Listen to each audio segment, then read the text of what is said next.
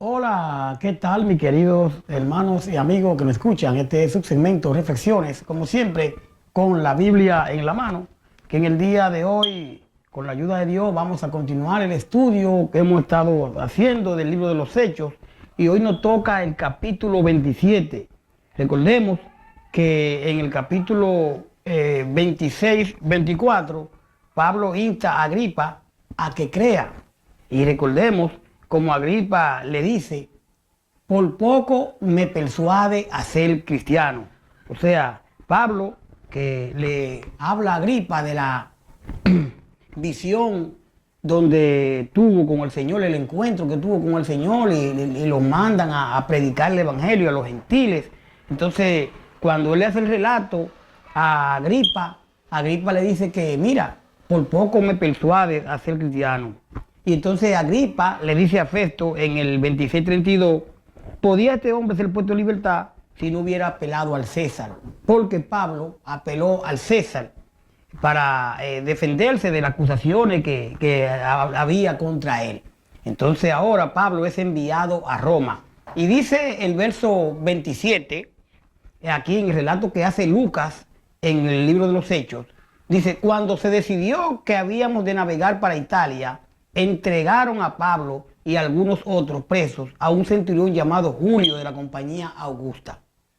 Y embarcándonos en una nave adramitena que iba a tocar la puerta de Asia, zarpamos estando con nosotros Aristarco Macedonio de Tesalónica. Al otro día llegamos a Sidón, y Julio, tratando humanamente a Pablo, le permitió que fuese a los amigos para ser atendido por ellos. Y haciéndonos la vela desde allí, navegamos a Sotavento de Chipre, porque los vientos eran contrarios.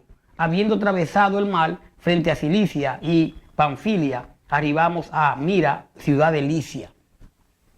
Y hallando allí el centurión una nave alejandrina que zarpaba para Italia, nos embarcó en ella, navegando muchos días despacio y llegando a duras penas frente a Anido, porque nos impedía el viento, navegamos a Sotavento de Creta, frente a Salmón. Dice el 8, y costeándola con dificultad, llegamos a un lugar que llamaban Buenos Puertos, cerca del cual estaba la ciudad de Lasea. Y habiendo pasado mucho tiempo, y habiendo ya peligrosa la navegación, y siendo ya peligrosa la navegación por haber pasado ya el ayuno, Pablo le amonestaba, diciéndole: varones, veo que la navegación va a ser con perjuicio y mucha pérdida, no solo de cargamento y de la nave, sino también de nuestras personas. Dice el 11, pero el centurión daba más crédito al piloto y al patrón de la nave que a lo que decía Pablo. Y siendo incómodo el puerto para invernar, la mayoría acordó zarpar también de allí, por si pudiesen arribar a Fenice, puerto de Creta, que mira al nordeste y sudoeste al invernar allí. Realmente había unos problemas en la navegación, y Pablo pues le sugiere al centurión, pero el centurión dice que se lleva más de lo que dice el piloto que lo que Pablo le decía. No le hacía caso a Pablo, pero Pablo sabe lo que está realmente diciéndole. Dice el verso 13, para continuar del 27, y soplando una brisa del sur, partiéndole que ya tenían lo que deseaban, llevaron ancla y iban costeando Creta. Continúa el relato, dice: pero no mucho después dio contra la nave un viento huracanado llamado Euroclidón, y siendo arrebatada la nave y no pudiendo poner la proa al viento, nos abandonamos a él y nos dejamos llevar. Y habiendo corrido Sotavento de una pequeña isla llamada Clauda, con dificultad pudimos recoger el esquife. Y una vez subió a bordo, usaron de refuerzo para ceñir la nave, y teniendo temor de dar en la sirte, arribaron las velas y quedaron a la deriva. Pero siendo combatidos por una furiosa tempestad, al siguiente día empezaron a lijar. Y al tercer día, con nuestras propias manos, arrojamos los aparejos de la nave. Y no apareciendo ni sol ni estrella por muchos días, y acosados por una tempestad no pequeña, ya habíamos perdido toda esperanza de salvarnos. Esto es la travesía que Pablo va a Roma, Entonces Pablo, como hacía ya mucho que no comíamos, puesto en pie en medio de ellos, dijo: habría sido por cierto conveniente, oh varones, haberme oído y no zarpar de Creta, tan solo para recibir este perjuicio y pérdida. Pero ahora os exhorto a tener buen ánimo, pues no habrá ninguna pérdida de vida, de vida entre vosotros, sino solamente de la nave. Recuerden que Pablo tiene el Espíritu Santo. Y Pablo le está diciendo a ellos lo que va a pasar. Dice: porque esta noche ha estado conmigo el ángel de Dios, de quien soy y a quien sirvo, diciendo: Pablo, no temas, es necesario que comparezca ante César, y he aquí Dios te ha concedido todos los que navegan contigo. Por eso Pablo le dice que no va a haber pérdida humana. Por tanto, varones, tened buen ánimo, porque yo confío en Dios que será así como se me ha dicho. Con todo es necesario que demos en alguna quedémonos en alguna isla. Venida la 14ª noche, y siendo llevado a través del mar Adriático a las medianoche, los marineros sospecharon que estaban cerca de tierra, y echando la sonda hallaron 20 brazas, y pasando un poco más adelante, volviendo a echar la sonda, hallaron 15 brazas. Perdón. Y teniendo dar en escollo, echaron 4 anclas por la popa, y ansiaban que se hiciese de día. Entonces los marineros procuraron huir de la nave, y echando el esquife al mar, aparentaban como que querían largar las anclas de la proa. Pero Pablo dijo al centurión y a los soldados: si estos no permanecen en la nave, vosotros no podéis salvarnos. Entonces los soldados cortaron las amarras del esquife y lo dejaron perder. Cuando comenzó a amanecer, Pablo exhortaba a todos que comiencen diciendo: este es el 14º día que veáis y permanecéis en ayuna sin comer nada. Por tanto, ruego que comáis por vuestra salud, pues ni aun un cabello de la cabeza de ninguno de vosotros perecerá. Y habiendo dicho esto, tomó el pan y dio gracias a Dios en presencia de todos, y partiéndolo comenzó a comer. Entonces todos, teniendo ya mejor ánimo, comieron también. Y eran todas las personas en la nave 276, y ya satisfechos aligeraron la nave echando el trigo al mar. Cuando se hizo de día, no reconocían la tierra, pero veían una ensenada que tenía playa, en la cual acordaron varar si pudiesen la nave. Cortando pues las anclas, la dejaron en el mar, largando también las amarras del timón, e izada el viento, la vela de proa, enfilaron hacia la playa. Pero dando en un lugar de 2 aguas, hicieron encallar la nave, y la proa hincada quedó inmóvil, y la popa se abría con la violencia del mar. Entonces los soldados acordaron matar a los presos, para que ninguno se fugase nadando. Pero el centurión, queriendo salvar a Pablo, le impidió este intento, y mandó que los que pudiesen nadar se echasen los primeros y saliesen a la tierra. Y los demás, parte en tabla, parte en cosas de la nave, y así aconteció que todos se salvaron y salieron a tierra. Este es el capítulo 27. Vemos aquí este relato que nos hace Lucas cuando Pablo es enviado a Roma, todas estas cosas que pasaron. Si usted ve, en este comienzo del 4.º viaje de Pablo, el que lo llevaba a Roma, Lucas demuestra un gran conocimiento del antiguo arte de navegar. Y la compañía Augusta era uno de los 5 regimientos romanos acantonados cerca del puerto de la ciudad de Cesarea. Esta compañía tal vez era un servicio marítimo especial del emperador, que todas partes llevaba a Roma presos, informes e importantes y cargos especiales. Dice el verso 2 de aquí del 27, que podemos ver, dice: y embarcándonos en una nave adramitena.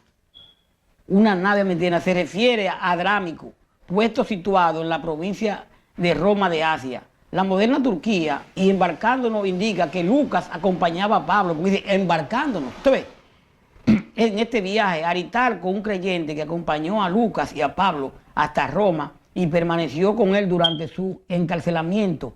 Usted puede ver a Colosenses 4:10, a Filipenses 2:46. Dice el verso 4 del 27: y haciéndonos la vela desde allí, navegamos a Sotavento de Chipre, porque los vientos eran contrarios. El barco que viajaba Pablo partió para el norte de Chipre, para protegerse de los fuertes vientos del sur.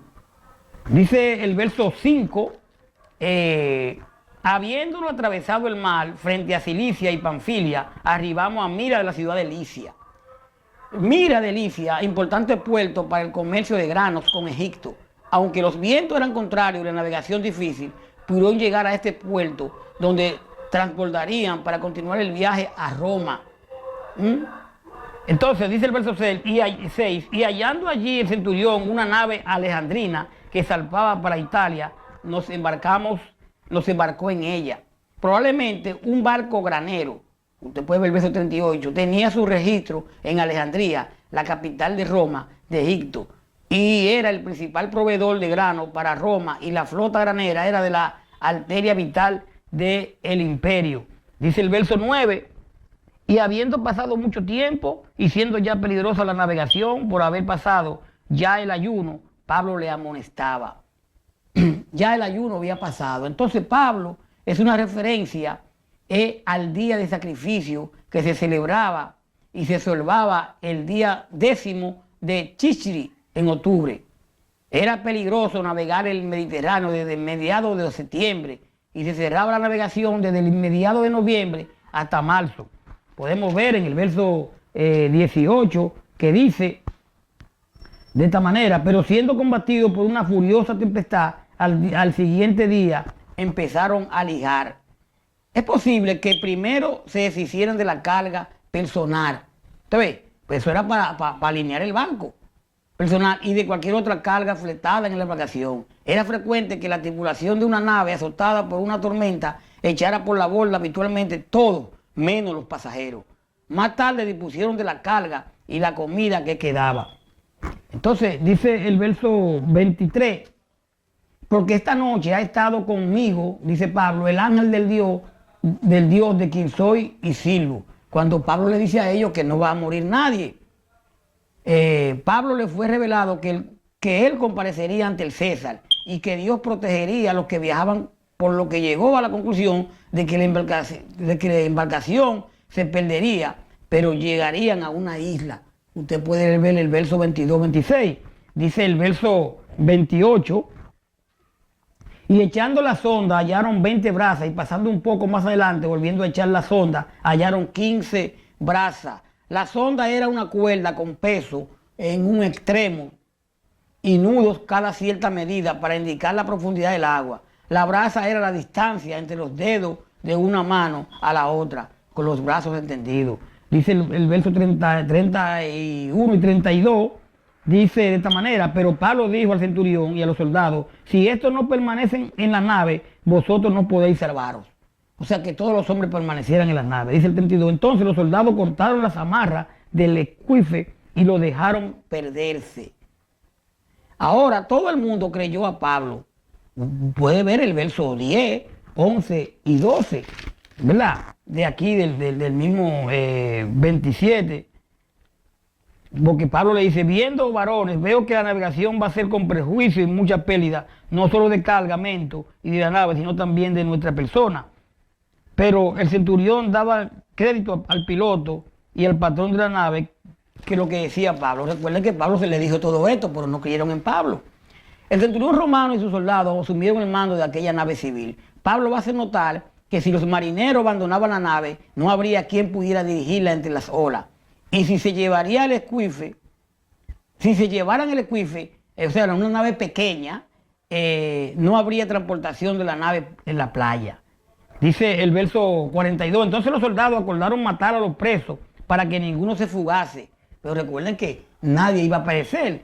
El plan de los soldados planeaban matar a los presos porque el castigo por uno que se escapara era su propia muerte. Recordemos el Hechos 16-27 con el preso, con el carcelero allá, que se iba a matar.